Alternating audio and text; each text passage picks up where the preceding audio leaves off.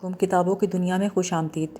احمد شاہ پطرس بخاری کی کتاب کلیات پطرس سے مزاحیہ مضامین کی قسط نمبر 2 آپ کے پیش خدمت ہے۔ مضمون کا نام ہے مرحوم کی یاد میں۔ لکھتے ہیں، ایک دن مرزا صاحب اور میں برآمدے میں بیٹھے تھے۔ ہم دونوں اپنے اپنے خیالات میں غرق تھے۔ مرزا صاحب تو خدا جانے کیا سوچ رہے تھے، لیکن میں زمانے کی ناسازگاری پہ غور کر رہا تھا۔ دور سڑک پہ تھوڑے وقفے کے بعد ایک موٹر کار گزر جاتی تھی۔ میری طبیعت کچھ ایسی واقعہ ہوئی ہے کہ جب کبھی کسی موٹر کار کو دیکھوں مجھے زمانے کی ناسازگاری کا خیال ضرور ستاتا ہے، اور میں کوئی ایسی ترکیب سوچنے لگتا ہوں جس سے دنیا کی تمام دولت سب انسانوں میں برابر تقسیم ہو جائے۔ اگر میں سڑک پر پیدل ہوں اور کوئی موٹر اس ادا سے گزر جائے کہ گرد و غبار میرے پھیپھڑوں، میرے دماغ، میرے معدے اور میری تلی تک پہنچ جائے، تو اس دن میں گھر آ کر کیمسٹری کی وہ کتاب نکال لیتا ہوں جو میں نے ایف اے میں پڑھی تھی، اور اس غرض سے اس کا مطالعہ کرنے لگتا ہوں کہ شاید بم بنانے کا کوئی نسخہ ہاتھ آ جائے۔ کچھ دیر آہیں بھرتا رہا۔ مرزا صاحب نے کوئی توجہ نہ کی۔ آخر میں نے خاموشی کو توڑا اور مرزا صاحب سے مخاطب ہو کر کہا، مرزا، ہم میں اور حیوانوں میں کیا فرق ہے؟ بولے، بھائی کچھ ہوگا۔ میں نے کہا، میں بتاؤں تمہیں؟ کہنے لگے، بولو۔ میں نے کہا، کوئی فرق نہیں۔ سنتے ہو مرزا، کوئی فرق نہیں۔ ہم میں اور حیوانوں میں، کم از کم مجھ میں اور حیوانوں میں کوئی فرق نہیں۔ تم مین میخ نکالنے میں بڑے طاق ہو۔ تم کہہ دو گے حیوان جگالی کرتے ہیں، انسان جگالی نہیں کرتے، ان کی دم ہوتی ہے، انسان کی نہیں ہوتی، لیکن ان باتوں سے کیا ہوتا ہے؟ ان سے تو صرف یہی ثابت ہوتا ہے کہ وہ مجھ سے بھی افضل ہیں۔ لیکن ایک بات میں اور وہ بالکل برابر ہیں۔ وہ بھی پیدل چلتے ہیں، میں بھی پیدل چلتا ہوں۔ اس کا تمہارے پاس کیا جواب ہے؟ جب سے میں پیدا ہوا ہوں اس دن سے پیدل چل رہا ہوں۔ پیدل کے معنی تم نہیں جانتے۔ سینہ زمین پر اس طرح سے حرکت کرنا کہ دو میں سے ایک پاؤں ضرور زمین پر رہے، یعنی تمام عمر میرے حرکت کرنے کا طریقہ یہی رہا ہے کہ ایک پاؤں زمین پہ رکھتا ہوں، دوسرا اٹھاتا ہوں، دوسرا رکھتا ہوں، پہلا اٹھاتا ہوں، ایک آگے ایک پیچھے۔ خدا کی قسم، اس طرح کی زندگی سے دماغ سوچنے کے قابل نہیں رہتا۔ تخیل مر جاتا ہے، آدمی گدھے سے بدتر ہو جاتا ہے۔ تقریر کے دوران مرزا صاحب ایسی بے پرواہی سے سگریٹ پیتے رہے کہ دوستوں کی بے پرواہی پہ رونے کو دل چاہتا تھا۔ میں نے بھی بڑی حقارت کے ساتھ منہ ان کی طرف سے پھیر لیا، گویا میں جو اپنی تکالیف بیان کر رہا ہوں وہ محض خیالی ہیں، یعنی میرا پیدل چلنے کے خلاف شکایت کرنا قابل توجہ ہی نہیں، یعنی میں کسی سواری کا مستحق ہی نہیں۔ میں نے کہا، اچھا مرزا، یوں تو پھر یوں ہی صحیح، دیکھو تو میں کیا کرتا ہوں۔ پھر میں نے چبا چبا کر کہا، میں ایک موٹر کار خریدنے لگا ہوں۔ مرزا بولے، کیا کہا تم نے؟ کیا خریدنے لگے ہو؟ میں نے کہا، سنا نہیں تم نے؟ موٹر کار خریدنے لگا ہوں۔ موٹر کار ایک ایسی گاڑی ہے جس کو بعض لوگ موٹر کہتے ہیں، بعض لوگ کار کہتے ہیں، لیکن چونکہ تم ذرا کن ذہن ہو اس لیے میں نے دونوں لفظ استعمال کیے ہیں تاکہ تمہیں سمجھنے میں دقت پیش نہ آئے۔ مرزا بولے، مرزا کچھ بولے تاکہ مجھے معلوم ہو کہ وہ کہاں تک مروب ہوا، لیکن مرزا نے پھر کہا، میں نے کہا، مرزا، جہاں تک مجھے معلوم ہے تم نے اسکول، کالج اور گھر پر 2-3 زبانیں سیکھی ہیں۔ اس کے علاوہ تمہیں کئی ایسے الفاظ بھی آتے ہیں جو کسی اسکول، کالج یا شریف گھرانے میں نہیں بولے جاتے، پھر بھی اس وقت تمہارا کلام منہ سے آگے نہیں بڑھتا، تم جلتے ہو۔ مرزا، اس وقت تمہاری جو ذہنی کیفیت ہے اس کو عربی میں حسد کہتے ہیں۔ مرزا صاحب کہنے لگے، نہیں، یہ بات نہیں، میں تو صرف خریدنے کے لفظ پہ غور کر رہا تھا۔ تم نے کہا ایک موٹر کار خریدنے لگا ہوں، تو میاں صاحب زادے تو ایک ایسا فعل ہے جس کے لیے روپے وغیرہ کی ضرورت ہوتی ہے۔ وغیرہ کا بندوبست تو بخوبی ہو جائے گا، لیکن روپے کا بندوبست کیسے کرو گے؟ یہ نکتہ مجھے بھی نہ سوجا تھا، لیکن میں نے ہمت نہ ہاری اور کہا، میں اپنی کئی قیمتی اشیاء بیچ سکتا ہوں۔ مرزا بولے، مثلاً؟ میں نے کہا، ایک تو میں اپنا سگریٹ کیس بیچ ڈالوں گا۔ مرزا کہنے لگے، چلو 10 آنے تو یہ ہو گئے، باقی 2,500-3 ہزار کا انتظام بھی اسی طرح ہو جائے گا تو سب کام ٹھیک ہو جائے گا۔ اس کے بعد ضروری یہی معلوم ہوا کہ گفتگو کا سلسلہ کچھ دیر کے لیے روک دیا جائے۔ چنانچہ مرزا سے بیزار ہو کر میں خاموش ہو گیا۔ یہ بات سمجھ میں نہ آئی کہ لوگ روپیہ کہاں سے لاتے ہیں۔ بہت سوچا، آخر اس نتیجے پہ پہنچا کہ لوگ چوری کرتے ہیں۔ یہ سوچ کر دل کو اطمینان ہوا۔ مرزا بولے، میں تمہیں ایک ترکیب بتاؤں، ایک بائیسیکل لے لو۔ میں نے کہا، روپیے کا مسئلہ تو جو کا تو ہے۔ کہنے لگے، مفت۔ میں نے کہا، مفت؟ وہ کیسے؟ کہنے لگے، مفت ہی سمجھو، آخر دوست سے قیمت لینا بھی کہاں کی شرافت ہے، البتہ تم احسان قبول کرنا گوارا نہ کرو تو اور بات ہے۔ ایسے موقع پر جو ہنسی میں ہنستا ہوں اس میں معصوم بچے کی مسرت، جوانی کی ہوش دلی، ابلتے ہوئے فواروں کی موسیقی، بلبلوں کا نغمہ، سب ایک دوسرے کے ساتھ ملے ہوئے ہوتے ہیں۔ چنانچہ میں یہ ہنسی ہنسا، اور اس طرح ہنسا کہ کھلی ہوئی باتیں گھنٹوں تک اپنی جگہ واپس نہ آئیں۔ پھر پوچھا، ہے کس کی؟ مرزا بولے، میرے پاس ایک بائیسیکل پڑی ہے، تم لے لو۔ میں نے کہا، پھر کہنا؟ کہنے لگے، بھائی ایک بائیسیکل میرے پاس ہے، جب میری ہے تو تمہاری ہے، تم لے لو۔ یقین مانیے مجھ پہ گھڑوں پانی پڑ گیا، شرم کے مارے میں پسینہ پسینہ ہو گیا۔ 14ویں صدی میں ایسی بے غرضی، ایسا اثار!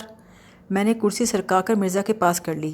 سمجھ نہ آیا اپنی ندامت کا اظہار کن لفظوں میں کروں۔ میں نے کہا، مرزا، سب سے پہلے میں اپنی اس گستاخی اور بے ادبی کے لیے معافی مانگتا ہوں جو ابھی ابھی میں نے تمہارے ساتھ گفتگو میں کی۔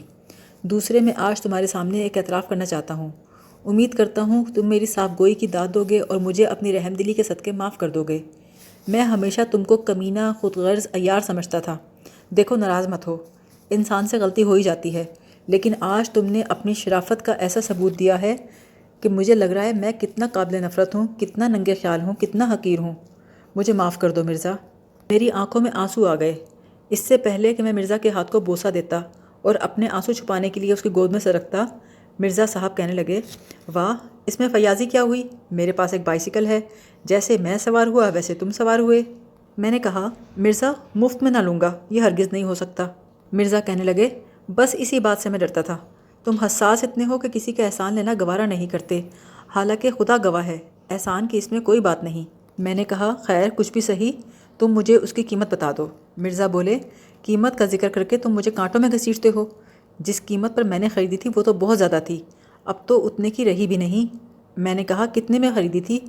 کہنے لگے، میں نے تو 250 روپے میں لی تھی، لیکن اس زمانے میں بائیسیکلوں کا رواج ذرا کم تھا، اس لیے قیمتیں زیادہ ہوتی تھیں۔ میں نے کہا، کیا بہت پرانی ہے؟ بولے، نہیں، ایسی پرانی بھی کیا ہے، میرا لڑکا اسی پر کالج آیا جایا کرتا تھا، اور اسے کالج چھوڑے ابھی 2 سال بھی نہیں ہوئے۔ لیکن اتنا ضرور ہے کہ آج کل کی بائیسیکلوں سے ذرا مختلف ہے۔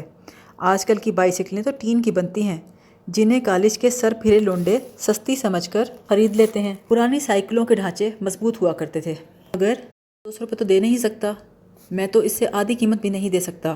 مرزا کہنے لگے، تو میں تم سے پوری قیمت تھوڑی مانگتا ہوں، اول تو قیمت لینا ہی نہیں چاہتا۔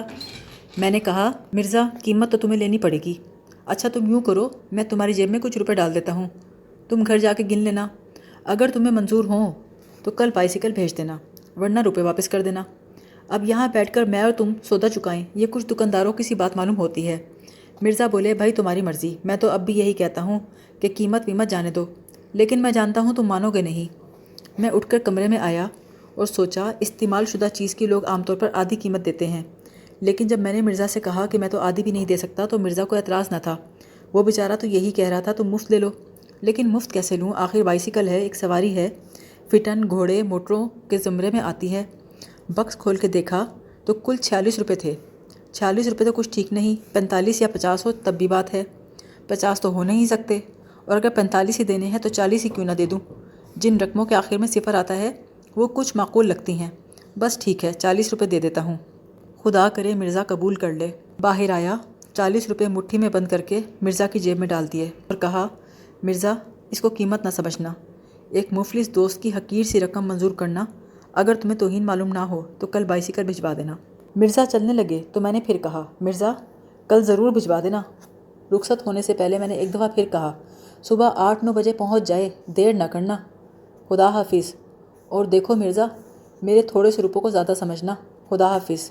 اور تمہارا بہت شکریہ، اور دیکھو میری گستاخی کو معاف کر دینا، دیکھو نا کبھی کبھی یوں ہی، ٹھیک ہے نا؟ کل صبح 8-9 بجے تک ضرور بھیج دینا۔ خدا حافظ۔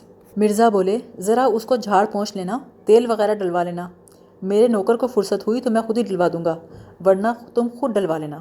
میں نے کہا، ہاں ہاں وہ سب ہو جائے گا، تم کل ضرور بھیج دینا، اور دیکھنا 8 بجے یا 8:30 بجے تک ضرور پہنچ جائے۔ اچھا، خدا حافظ۔ رات کو بستر پہ لیٹا تو بائیسیکل پر سیر کرنے کے مختلف پروگرام تجویز کرتا رہا۔ یہ ارادہ تو پختہ کر لیا کہ 2-3 دن کے اندر اندر ارد گرد کی تمام مشہوری تاریخی عمارتیں اور کھنڈروں کو نئے سرے سے دیکھوں گا۔ اس کے بعد اگلے موسم گرما میں بائیسیکل پر کشمیر کی سیر کو نکلوں گا، اور ہر روز صبح ہی صبح ہوا خوری کے لیے نہر تک بھی جایا کروں گا۔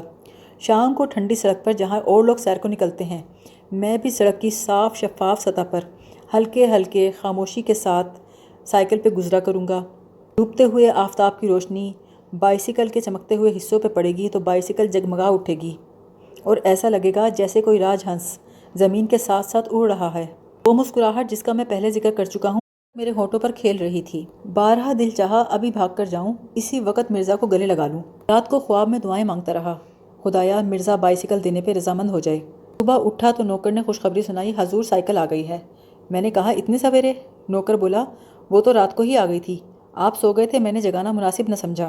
میں حیران ہوا، مرزا صاحب نے سائیکل بھجوانے میں اس قدر عجلت سے کام کیوں لیا؟ لیکن اس نتیجے پہ پہنچا کہ آدمی نہایت شریف اور دیانتدار ہے، روپے لے لیے تھے تو بائیسیکل کیوں روک کے رکھتا؟ نوکر سے کہا دیکھو بائیسیکل کو کسی کپڑے سے خوب اچھی طرح جھاڑو، اور یہ موڑ پر جو بائیسیکلوں والا بیٹھا ہے نا، اس سے جا کر تیل لے آؤ۔ ابے بھاگا کہاں جا رہا ہے؟ ضروری بات تو سنتا جا۔ بائیسیکل والے سے تیل کی ایک کپی بھی لے آنا، جہاں جہاں تیل دینے کی جگہ ہے وہاں تیل دے دینا، اور اس سے کہنا کوئی گھٹیا سا تیل نہ دے دے جسے تمام پرزے خراب ہو جائیں، اس کے پرزے بڑے نازک ہوتے ہیں۔ اور سائیکل باہر نکال کے رکھو، ہم ابھی کپڑے پہن کر آتے ہیں، ہم ذرا سیر کو جائیں گے، اور اچھی طرح صاف کر دینا، اور دیکھو زور زور سے کپڑا مت مارنا کہیں اس کا پالش نہ گھس جائے۔ ہم نے جلدی جلدی چائے پی، غسل خانے میں بڑے جوش و خروش کے ساتھ چمبیلی باغ میں جھولا جھلاؤں گا والا گانا گاتا رہا۔ اس کے بعد کپڑے بدلے، اوزار کو جیب میں ڈالا اور کمرے سے نکلا۔ میں آیا تو ایک عجیب و غریب مشین پہ نظر پڑی، پہچان نہ سکا۔ نوکر سے دریافت کیا کیوں بھئی یہ کیا چیز ہے؟ وہ بولا حضور یہ بائیسیکل ہے۔ میں نے کہا کس کی؟ کہنے لگا مرزا صاحب نے بھجوائی ہے آپ کے لیے۔ میں نے کہا اور جو رات انہوں نے بھیجی تھی وہ کہاں گئی؟ کہنے لگا یہی تو ہے۔ کیا بکتا ہے، جو بائیسیکل مرزا صاحب نے کل رات کو بھیجی تھی وہ یہی ہے؟ کہنے لگا جی ہاں۔ اچھا کہہ کر میں اسے دیکھنے لگا، اس کو صاف کیوں نہیں کیا؟ حضور 2-3 دفعہ صاف کیا ہے۔ تو یہ میلی کیوں ہے؟ نوکر نے اس کا جواب دینا مناسب نہ سمجھا۔ ابے تیل لایا؟ ہاں حضور لایا ہوں۔ دیا؟ حضور جو وہ تیل دینے کے چھید ہوتے ہیں وہ نہیں ملتے۔ کیوں؟ حضور دھروں پہ میل اور زنگ جمع ہے، وہ سوراخ کہیں بیچ میں دب دبا گئے ہیں۔ رفتہ رفتہ میں اس چیز کے قریب آیا جس کو میرا نوکر سائیکل بتا رہا تھا۔ کل پرزوں پہ غور کیا تو ثابت ہوا کہ سائیکل ہی ہے، لیکن ایسی پرانی گویا چرخہ اور پہیہ کی ایجاد سے بھی پہلے کی بنی ہو۔ سائیکل کے پہیے کو گھما گھما کر وہ سوراخ تلاش کیا جہاں کسی زمانے میں تیل دیا جاتا تھا، لیکن اب اس سوراخ میں آمد و رفت کا سلسلہ بند تھا۔ چنانچہ نوکر بولا حضور وہ تیل تو سب ادھر ادھر بہہ جاتا ہے، بیچ میں جاتا ہی نہیں۔ میں نے کہا اچھا اوپر ہی اوپر ڈال دو، یہ بھی مفید ہوتا ہے۔ آخر کار میں سائیکل پر سوار ہوا، پہلا ہی پاؤں چلایا تو ایسا معلوم ہوا جیسے کوئی مردہ اپنی ہڈیاں چرخا کر اپنی مرضی کے خلاف زندہ ہو رہا ہے۔ گھر سے نکلتے ہی کچھ اترائی سی تھی، اس پر بائیسیکل خود بخود چلنے لگی، لیکن اس رفتار سے جیسے تارکول زمین پر بہتا ہے، اور ساتھ ہی مختلف حصوں سے طرح طرح کی آوازیں برآمد ہونی شروع ہوئیں۔ ان آوازوں کے مختلف گروہ تھے، چیں چاں چوں قسم کی آوازیں گدی کے نیچے اور پچھلے پہیے سے آ رہی تھیں، کھٹ کھڑ کھڑ کھڑڑ کی قبیل کی آوازیں مڈ گارڈوں سے آ رہی تھیں، چرچرخ کی آوازیں زنجیر اور پیڈل سے آتی تھیں۔ زنجیر ڈھیلی تھی، میں جب کبھی پیڈل پر دباؤ ڈالتا زنجیر انگڑائی سی لیتی اور اس کے بعد چڑچڑ بولنے لگتی اور دوبارہ ڈھیلی ہو جاتی۔ پچھلا پہیہ گھومنے کے علاوہ جھومتا بھی تھا، یعنی ایک تو آگے کو چلتا تھا، اس کے علاوہ دائیں سے بائیں بائیں سے دائیں حرکت بھی کرتا تھا۔ چنانچہ سڑک پر جو نشان پڑتا تھا اس کو دیکھ کر لگتا تھا کوئی نشے میں سانپ لہرا کر نکل گیا ہے۔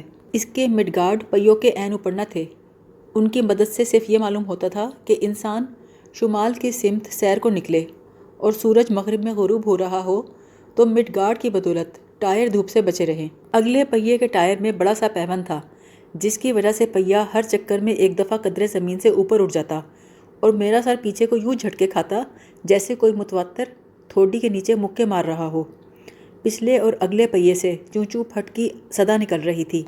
جب اتار پر سائیکل ذرا تیز ہوئی تو فضا میں ایک بھونچال سا آ گیا۔ سائیکل کے کئی پرزے جو اب تک سو رہے تھے بیدار ہو گئے، ادھر ادھر کے لوگ چونک گئے، ماؤں نے اپنے بچوں کو سینے سے لگا لیا۔ کھڑڑ کھڑڑ کے بیچ میں پہیوں کی آواز جدا سنائی دے رہی تھی، لیکن چونکہ سائیکل اب پہلے سے تیز تھی اس لیے چوں چوں پھٹ کی آواز نے اب چچوپھٹ کی صورت اختیار کر لی تھی۔ سائیکل کے تمام پرزے کسی افریقی زبان کی گردانیں دہرا رہے تھے۔ یہ تیز رفتاری سائیکل کی طبع نازک پر گراں گزری، چنانچہ اس میں 2 تبدیلیاں واقع ہوئیں۔ ایک تو ہینڈل ایک طرف کو مڑ گیا، جس کا نتیجہ یہ ہوا کہ میں جا تو سامنے کو رہا تھا لیکن میرا تمام جسم دائیں طرف کو مڑا ہوا تھا۔ اس کے علاوہ بائیسیکل کی گدی دفعتاً 6 انچ کے قریب نیچے بیٹھ گئی۔ چنانچہ جب پیڈل چلانے کے لیے میں ٹانگیں اوپر نیچے کر رہا تھا تو میرے گھٹنے میری تھوڑی تک پہنچ جاتے تھے، کمر دوہری ہو کر باہر کو نکلی ہوئی تھی، اور ساتھ ہی اگلے پہیے کی اٹکیلی کی وجہ سے میرا سر برابر وہ جھٹکے کھا رہا تھا جیسے کوئی میری تھوڑی کے نیچے مکے مار رہا ہے۔ گدی کا نیچے ہونا از حد تکلیف دہ ثابت ہوا، اس لیے میں نے مناسب یہ سمجھا کہ اسے ٹھیک کر لوں۔ سائیکل کو ٹھہرایا اور نیچے اترا۔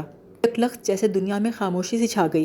ایسا لگا جیسے میں کسی ریل کے اسٹیشن سے باہر نکل آیا ہوں۔ میں نے جیب سے اوزار نکال کر گدی کو اونچا کیا، ہینڈل کو ٹھیک کیا اور دوبارہ سوار ہو گیا۔ ابھی 10 قدم نہ چلنے پایا تھا کہ اچانک ہینڈل نیچے ہو گیا، اتنا کہ گدی اب ہینڈل سے کوئی فٹ بھر اونچی تھی۔ میرا تمام جسم سامنے کو جھکا ہوا تھا، تمام بوجھ دونوں ہاتھوں پر تھا جو ہینڈل پر رکھے تھے اور برابر جھٹکے کھا رہے تھے۔ آپ میری حالت کو تصور کریں تو معلوم ہوگا، میں دور سے ایسا معلوم ہو رہا تھا جیسے کوئی عورت آٹا گوندھ رہی ہو۔ مجھے اس مشابہت کا بہت احساس تھا، جس کی وجہ سے میرے ماتھے پر پسینہ آ گیا۔ میں دائیں بائیں لوگوں کو کنکھیوں سے دیکھتا جاتا تھا۔ ہر شخص مجھے کو دیکھ رہا تھا، ان میں سے کوئی بھی ایسا نہ تھا جس کے لیے میری مصیبت ضیافت تباہ کا باعث نہ ہو۔ سب کے چہروں پہ مسکراہٹ سی تھی۔ ہینڈل تو نیچے ہو ہی گیا تھا، تھوڑی دیر کے بعد گدی بھی نیچے ہو گئی اور میں ہمتن زمین کے قریب پہنچ گیا۔ ایک لڑکے نے کہا، دیکھو یہ آدمی کیا کر رہا ہے۔ گویا میں کوئی کرتب دکھا رہا تھا۔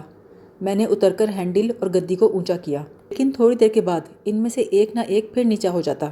وہ لمحے جن کے دوران میرے ہاتھ اور میرا جسم ایک ہی بلندی پہ واقع ہوں بہت ہی کم تھے۔ اس دوران میں یہی سوچتا تھا، اب کی دفعہ گدی پہلے بیٹھے گی یا ہینڈل؟ چنانچہ نڈر ہو کے نہ بیٹھتا تھا، بلکہ جسم کو گدی سے قدرے اوپر ہی رکھتا، لیکن اس سے ہینڈل پر اتنا بوجھ پڑتا کہ وہ نیچے ہو جاتا۔ گزر گئے اور اس مسلسل اٹھک بیٹھک نے ایک باقاعدگی کی شکل اختیار کر لی تو میں نے فیصلہ کیا کسی مستری سے پیچ کسوا لینے چاہیے۔ چنانچہ میں اس کو ایک دکان پر لے گیا۔ اس سائیکل کی کھڑکھڑ سے جتنے لوگ کام کر رہے تھے سب کے سب سر اٹھا کر میری طرف دیکھنے لگے۔ میں نے جی کڑا کر کے کہا، ذرا اس کی مرمت کر دیجیے۔ ایک مستری آگے بڑھا۔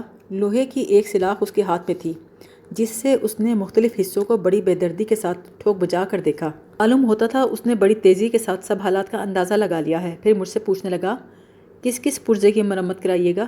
میں نے کہا، بڑے گستاخ ہو تم، دیکھتے نہیں کہ صرف ہینڈل اور گدی کو ذرا نیچے کروا کے کسوانا ہے، بس اور کیا؟ مستری بولا، مڈ گارڈ بھی ٹھیک نہ کر دوں؟ میں نے کہا، ہاں وہ بھی ٹھیک کر دو۔ کہنے لگا، اگر باقی چیزیں بھی ٹھیک کروا لیں تو اچھا ہو۔ میں نے کہا، اچھا کر دو۔ بولا، یوں تھوڑی ہو سکتا ہے، 10-15 دن کا کام ہے، آپ چھوڑ جائیے۔ اور پیسے کتنے لوگے؟ کہنے لگا، بس 30-40 روپے لگیں گے۔ میں نے کہا، جو کام تم سے کہا ہے بس وہ کرو، باقی ہمارے معاملات میں دخل مت دو۔ تھوڑی دیر میں انہوں نے ہینڈل کو سیدھا کیا اور گدی اونچی کر دی۔ چلنے لگا تو مستری بولا، میں نے یہ سب کس تو دیا ہے، لیکن پیچ گھسے ہوئے ہیں، ابھی تھوڑی ہی دیر میں دوبارہ ڈھیلے ہو جائیں گے۔ میں نے کہا، ابے بدتمیز، تو 2 آنے پیسے مفت میں لے لیے؟ بولا، جناب آپ کو یہ بائیسیکل بھی تو مفت میں ملی ہوگی، یہ آپ کے دوست مرزا صاحب کی ہے نا؟ ارے للو، یہ وہی بائیسیکل ہے جو پچھلے سال مرزا صاحب یہاں بیچنے کو لائے تھے، پہچانی تم نے؟ بھائی صدیاں گزر گئیں، اس بائیسیکل کی خطا معاف ہونے میں نہیں آتی۔ میں نے کہا، مرزا صاحب کے لڑکے اس پہ کالج جایا کرتے تھے اور ان کو بھی کالج چھوڑے 2 سال بھی نہیں ہوئے۔ مستری نے کہا، ہاں وہ تو ٹھیک ہے، لیکن مرزا صاحب خود کالج میں پڑھتے تھے تو ان کے پاس بھی تو یہی سائیکل تھی۔ یہ سن کر میری طبیعت کچھ بجھ سی گئی۔ میں سائیکل کو ساتھ لیے آہستہ آہستہ پیدل چل پڑا۔ اس سائیکل کے چلانے میں ایسے ایسے پٹھوں پہ زور پڑتا تھا جو عام سائیکل کے چلانے میں استعمال نہیں ہوتے، اس لیے اب میری ٹانگوں اور کمر میں درد ہو رہا تھا۔ رہ رہ کر دل میں مرزا کا خیال آتا تھا اور میں بڑی کوشش سے دل سے خیال ہٹاتا تھا، ورنہ میں پاگل ہو جاتا۔ اور جنون کی حالت میں مجھ سے پہلی حرکت یہ سرزد ہوتی کہ مرزا کے مکان کے سامنے ایک جلسہ منعقد کرتا جس میں مرزا کی مکاری، بے ایمانی، دغا بازی پر ایک تقریر کرتا، تمام انسانوں کو مرزا کی ناپاک فطرت سے آگاہ کرتا۔ اس کے بعد ایک چتا جلاتا اور اس میں زندہ جل کے مر جاتا۔ میں نے بہتر یہی سمجھا جس طرح ہو سکے اب اس سائیکل کو اونے پونے بیچ دینا چاہیے، وصول ہو اسی پہ صبر شکر کروں، بلا سے 10-15 روپے کا خسارہ ہی ہو جائے، 40 کے 40 روپے تو ضائع نہ ہوں گے۔ راستے میں بائیسکلوں کی ایک دکان آئی، میں وہاں ٹھہر گیا۔ دکاندار بڑھ کے میرے پاس آیا، لیکن میری زبان کو جیسے تالا لگ گیا۔ عمر بھر کبھی کسی چیز کے بیچنے کی نوبت نہ آئی تھی، مجھے یہ بھی معلوم نہیں کہ ایسے موقع پر کہتے کیا ہیں۔ آخر بڑے سوچ بچار اور تامل کے بعد منہ سے صرف اتنا نکلا، یہ بائیسکل ہے۔ دکاندار کہنے لگا، پھر؟ میں نے کہا، لوگے؟ کہنے لگا، کیا مطلب؟ میں نے کہا، بیچتے ہیں ہم۔ دکاندار نے مجھے ایسی نظر سے دیکھا کہ مجھے محسوس ہوا کہ مجھے چور سمجھ رہا ہے۔ پھر اس نے بائیسکل کو دیکھا، پھر مجھے دیکھا، آخرکار بولا، کیا کریں گے آپ اس کو بیچ کر؟ ایسے سوالوں کا خدا جانے کیا جواب ہوتا ہے۔ میں نے کہا، کیا یہ پوچھنا چاہتے ہو کہ جو روپے مجھے وصول ہوں گے ان کا میں کیا کروں گا؟ کہنے لگا، کوئی اس کو لے کر کرے گا کیا؟ میں نے کہا، اس پہ چڑھے گا اور کیا کرے گا؟ کہنے لگا، اچھا چڑھ گیا پھر؟ میں نے کہا، پھر کیا، پھر چلائے گا؟ دکاندار بولا، خدا بخش ذرا یہاں آنا، یہ بائیسکل بکنے کو آئی ہے۔ خدا بخش سے مشورے کے بعد وہ میرے پاس آیا اور کہنے لگا، کیا لیں گے آپ اس کا؟ میں نے کہا، تم ہی بتاؤ۔ کہنے لگا سچ مچ بتا دوں؟ میں نے کہا ہاں۔ کہنے لگا 3 روپے دوں گا۔ میرا خون کھول اٹھا، میرے ہاتھ پاؤں اور ہونٹ غصے کے مارے کانپنے لگے، اور میں نے کہا ارے او صنعت و حرفت سے پیٹ پالنے والے نچلے طبقے کے انسان، اپنی توہین کی پرواہ نہیں، لیکن تو نے اپنی بےہودہ گفتگو سے اس بے زبان چیز کو جو صدمہ پہنچایا ہے، اس کے لیے میں تجھے قیامت تک معاف نہیں کر سکتا۔ یہ کہہ کر میں غصے میں سائیکل پر سوار ہوا، اندھا دھند پاؤں چلانے لگا۔ مشکل سے 20 قدم آگے گیا ہوں گا کہ ایسا لگا جیسے زمین اچھل کے مجھ سے آ لگی ہے۔ آسمان میرے سر سے ہٹ کر میری ٹانگوں کے بیچ سے گزر گیا ہے۔ ادھر ادھر کی عمارتوں نے ایک دوسرے کے ساتھ اپنی جگہ بدل لی ہے۔ حواس بجا ہوئے تو معلوم ہوا میں زمین پر اس بے تکلفی سے بیٹھا ہوں گویا بڑی مدت سے مجھے اس بات کا شوق تھا جو آج پورا ہوا۔ ارد گرد کچھ لوگ جمع تھے جن میں سے اکثر ہنس رہے تھے۔ وہ دکان تھی جہاں سے ابھی ابھی میں اپنی ناکام گفت و شنید کے بعد روانہ ہوا تھا۔ میں نے اپنے حالات کا جائزہ لیا تو معلوم ہوا میری بائیسیکل کا اگلا پہیہ بالکل الگ ہو کر لڑکتا ہوا سڑک کے اس پار جا پہنچا تھا اور باقی سائیکل میرے پاس پڑی تھی۔ میں نے فوراً اپنے آپ کو سنبھالا، جو پہیہ الگ ہو گیا تھا جا کر اس کو ہاتھ میں اٹھایا، دوسرے ہاتھ میں باقی سائیکل کو تھاما اور چل پڑا۔ ایک اضطراری حرکت تھی، ورنہ وہ سائیکل مجھے ہرگز اتنی عزیز نہ تھی کہ میں اس کو اس حالت میں ساتھ لیے پھرتا۔ میں نے اپنے آپ سے پوچھا یہ تم کیا کر رہے ہو؟ کہاں جا رہے ہو؟ یہ 2 پہیے کاہے کو لے کر جا رہے ہو؟ ان سوالوں کا یہی جواب ملا، دیکھا جائے گا، فی الحال تم یہاں سے چل دو، سب لوگ تمہیں دیکھ رہے ہیں، سر اونچا رکھو اور چلتے جاؤ، جو ہنس رہے ہیں انہیں ہنسنے دو۔ اس قسم کے بےہودہ لوگ ہر قوم ہر ملک میں پائے جاتے ہیں۔ آخر ہوا کیا؟ محض ایک حادثہ۔ بس دائیں بائیں مت دیکھو، چلتے جاؤ۔ لوگوں کے ناشائستہ کلمات مجھے سنائی دے رہے تھے۔ ایک آواز آئی، بس حضرت غصہ تھوک دیجئے۔ ایک دوسرے صاحب نے کہا، بے حیا سائیکل، گھر پہنچ کے تجھے مزہ چکھاؤں گا۔ ایک والد اپنے لختے جگر کی انگلی پکڑے جا رہے تھے، میری طرف اشارہ کر کے کہنے لگے، دیکھو بیٹا یہ سرکس کی بائیسیکل ہے، اس کے دونوں پہیے الگ الگ ہوتے ہیں۔ ایسے ایسے جملے سننے کے ساتھ میں چلتا گیا۔ تھوڑی دیر کے بعد میں آبادی سے دور نکل آیا۔ اب میری رفتار میں ایک عزم آ گیا تھا۔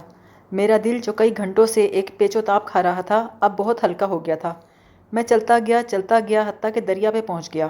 پل کے اوپر کھڑے ہو کر میں نے دونوں پہیوں کو ایک ایک کر کے اس بے پرواہی کے ساتھ دریا میں پھینک دیا جیسے کوئی لیٹر باکس میں خط ڈالتا ہے، اور اب میں واپس شہر کو روانہ ہو گیا۔ سب سے پہلے مرزا کے گھر گیا، دروازہ کھٹکھٹایا، وہ بولے اندر آ جاؤ۔ میں نے کہا آپ ذرا باہر تشریف لے آئیے۔ تو میں نے وہ اوزار ان کی خدمت میں پیش کیا جو انہوں نے سائیکل کے ساتھ مجھ کو مفت عنایت کیا تھا، اور میں نے کہا مرزا صاحب آپ ہی اس اوزار سے شوق فرمایا کیجئے، میں اس سے بے نیاز ہو چکا ہوں۔ پھر گھر پہنچ کر میں نے کیمسٹری کی وہ کتاب دوبارہ پڑھنی شروع کی جو میں نے ایف اے میں پڑھی تھی۔